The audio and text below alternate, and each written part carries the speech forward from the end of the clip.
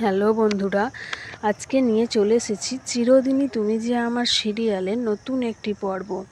একটা ফাটাফাটি পর্ব যেখানে আর্য অপুকে আজ প্রপোজ করলো, মনের কথা বলে দিল। হ্যাঁ বন্ধুরা, এটা ঠিক প্রপোজ নয়।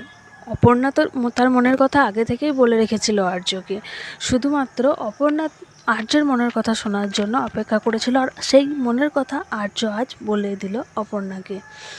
আর্য তার মায়ের কাছে গিয়ে জানালো যে সে একজন মনের মানুষ পেয়েছে, যার সঙ্গে সে সারা জীবন কাটাতে পারবে। এবং তার মা রাজনন্দিনীর শাড়িটা হাতে তুলে দিয়ে আর্যকে বলল যে সে তার মনের মানুষকে দেখতে চায়। এবং আর্য রাজনন্দিনীর শাড়ি দিয়েই অপর্ণাকে প্রপোজ করলো, অর্থাৎ অপর্ণাকে মনের কথা বলে দিল।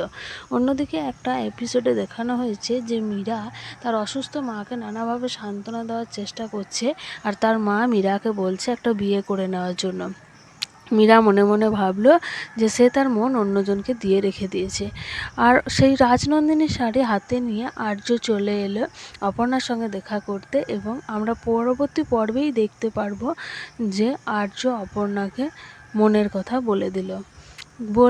তাদের যে রাজনন্দিনী শাড়ির যে ইনস্টলমেন্ট আছে, সেখানে অপর্ণাকে এই শাড়ি পরেই রাজনন্দিনীর সেই বিয়ের সেই শাড়ি পরেই যেতে বলা হবে, এবং এইভাবে একটা পর্ব দেখানো হবে। খুব সুন্দর আগামী দিনের পর্বগুলি আসতে চলেছে। তোমরা যারা চিরদিনই তুমি যে আমার সিরিয়ালের আগামী পর্বের আপডেটগুলি খুব তাড়াতাড়ি পেতে চাও, তারা আমার চ্যানেলটিকে সাবস্ক্রাইব করে রাখো এবং বন্ধু হয়ে পাশে থাকো। থ্যাংক ইউ বন্ধুরা।